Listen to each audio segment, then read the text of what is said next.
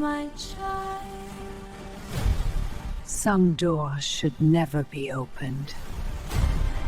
Of the ancient world we know, in the secret world we don't.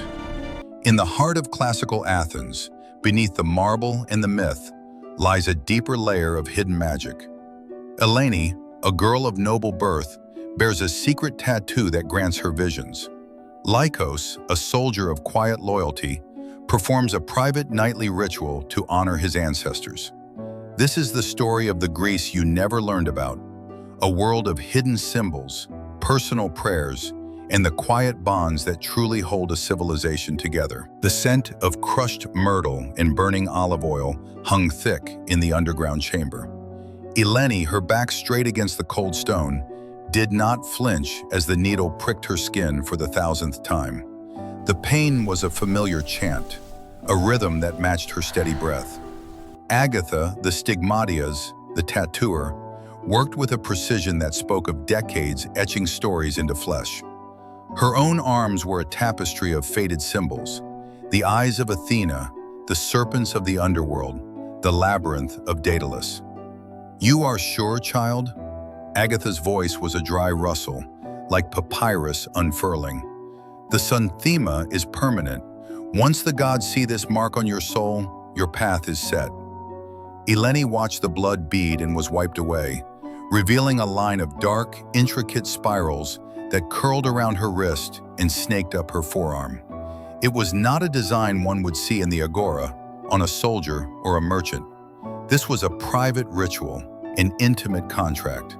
It depicted the labrys, the double-headed axe of the Minoan priestesses, intertwined with the olive branch of Athens. A plea for strength and peace, for a duty she had not chosen, but had been born into. "I am sure," Eleni whispered. The dream was clear. The goddess does not ask, she commands. She was a Knephoros in the public eye, one of the noble-born girls chosen to carry the sacred baskets in the Panathenaic procession, a vision of Athenian purity. But in this hidden chamber, beneath the house of Agatha, who was not just a tattooer but a hierophant of forgotten ways, Eleni was being consecrated for a different purpose.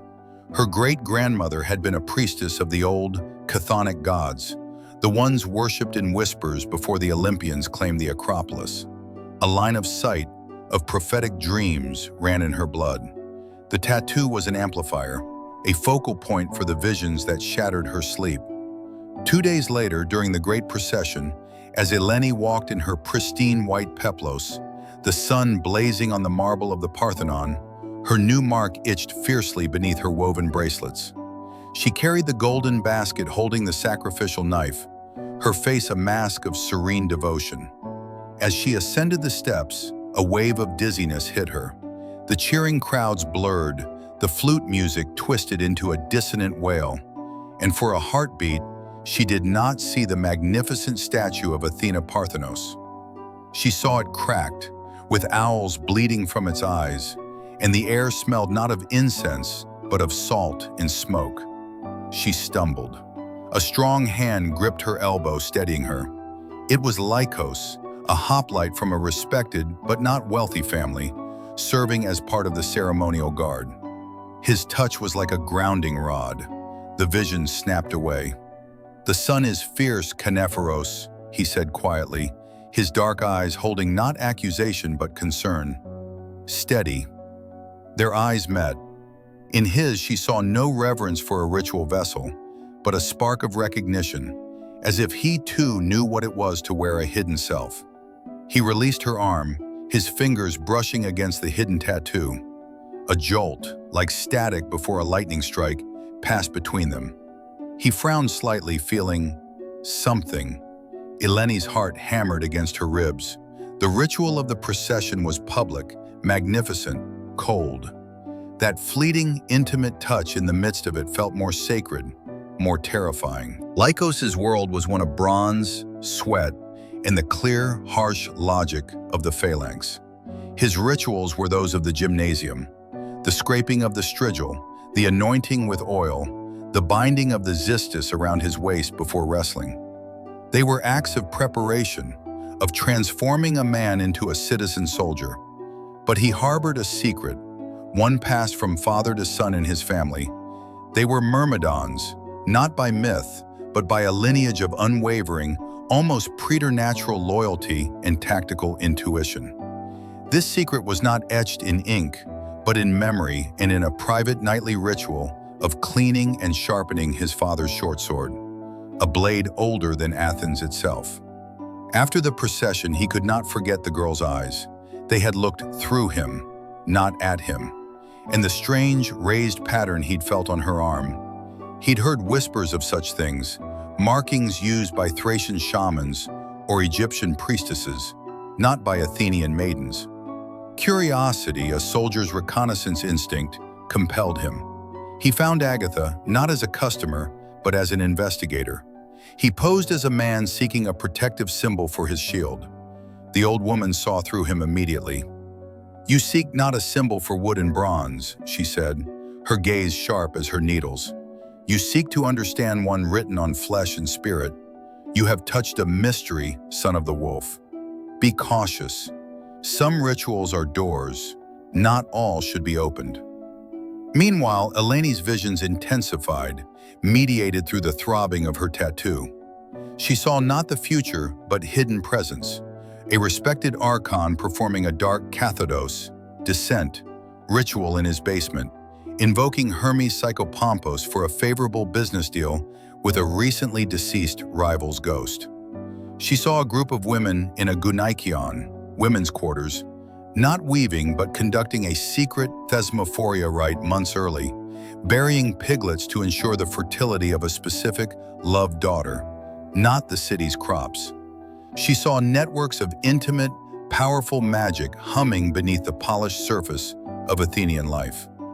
Her most terrifying vision was of a fissure opening in the Pnyx, the hill of assembly, and from it poured not ghosts, but a profound, silencing stupor that made men forget their words, their votes, their democracy.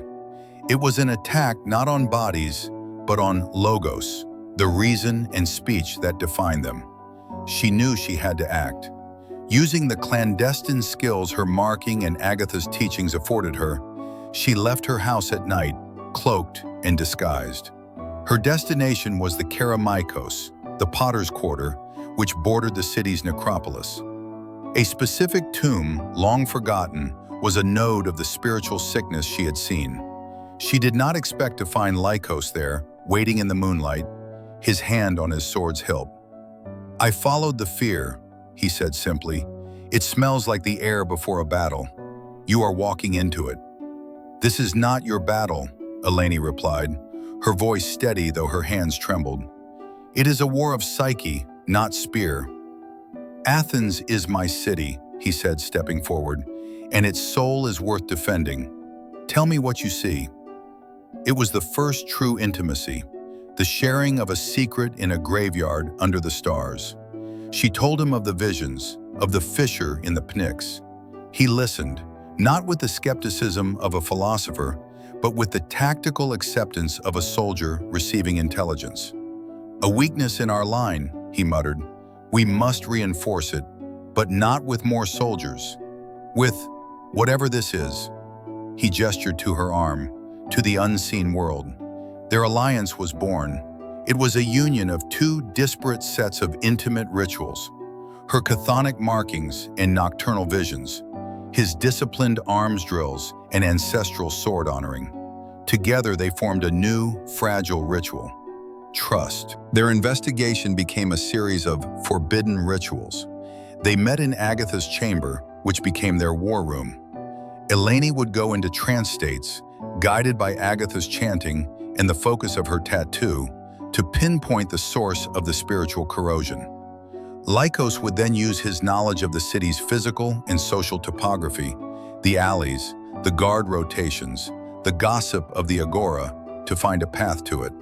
They discovered a cabal of disenfranchised medics, foreign residents, and disillusioned aristocrats, led by a renegade mantis, seer, exiled from Delphi. This man named Kairos was using corrupted versions of the Eleusinian mysteries, the most sacred of all Greek rituals, to brew a psychic poison. He performed profane katabasis, descents, not to gain wisdom from the underworld, but to siphon the collective menos, life force, of the polis, aiming to cripple the assembly and create chaos from which he could seize power. To stop him, Eleni and Lykos would have to perform a counter-ritual, but it required elements from both their worlds. The final act took place on the night of the new moon, in a hidden sea cave near Piraeus. Kairos was there, chanting over a tripod cauldron filled with a shimmering, dark liquid that reflected no light. Eleni, dressed not in white, but in a simple dark chiton, stepped forward. Her tattoo, anointed with a salve of silver and moonflower, glowed faintly in the torchlight. She began the ritual, not a chant of power, but the most intimate of Greek songs, a lullaby, a gentle, rhythmic melody used to soothe children, to connect heart to heart. It was a song of philia, friendship, and storge, familial love, the antithesis of the corrosive, isolating greed Kairos wielded. As she sang, pouring all her will into the simple tune, Lykos enacted the physical ritual. He did not attack Kairos directly. Instead, following Eleni's earlier vision, he took his ancestral sword and with precise, ceremonial strokes, began to etch a vast, protective meander pattern into the sandy floor of the cave, encircling Kairos's cauldron. It was the soldier's art, the marking of a boundary, the creation of a defensible line, transmuted into sacred geometry. Every scrape of his blade was an act of devotion, a prayer to Hestia, goddess of the hearth and communal bonds. Kairos laughed, hurling a bolt of shadowy energy at Eleni. Lykos, without breaking the rhythm of his etching, moved with the preternatural speed of his lineage, interposing his bronze shield. The darkness did not clang against it. It hissed, like water on a hot stone, and dissipated. The shield, polished to a mirror finish, reflected the corrupted energy back, not with violence, but with clarity. The lullaby and the scraping sword, the intimate feminine magic and the disciplined masculine form, wove together. The ritual became a dialogue, a dance. Eleni's song anchored the psyche of the place. Lykos's boundary defined its soma, body. The dark liquid in the cauldron began to evaporate, not into smoke, but into a harmless, salty mist, the tears of the city acknowledged and released. Kairos screamed as his connection shattered. The cabal fled, their will broken not by force, but by the overwhelming, cohesive power of a true, balanced ritual performed with selfless intent. Their most intimate ritual became a nightly meeting at the border of the Kerameikos, where city met wild. There, Eleni would share the fragments of visions, now often of hope, of growth, of citizens helping one another in small, unseen ways. Lykos would share the stresses and triumphs of civic life, the gossip that was her ears in the male world. Sometimes he would practice his drill forms while she sat, weaving a complex pattern that mirrored the energy flows of the city she perceived. It was a ritual of synthesis, of grounding and dreaming, of shield and song. One evening, as the sun set over the Saronic Gulf, Lykos took her hand, his calloused fingers tracing the now familiar spiral of the labrys on her forearm. "Our sun thema," he said, using the word for a sacred agreement, "not carved in stone on the Acropolis, but written here. And here," he touched her tattoo, then placed his hand over his own heart. Eleni smiled, a true, unburdened smile. "The most powerful rituals are not those performed for the gods in temples," she said. "They are the ones we create between ourselves. The daily, intimate choices of trust, of listening, of shared purpose. That is what truly guards a city. That is the eternal flame."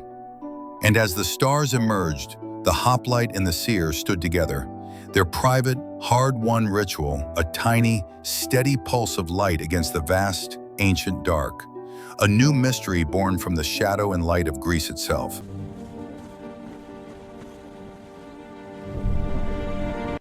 Our story survived because someone remembered. Help more stories like ours be told. What's important?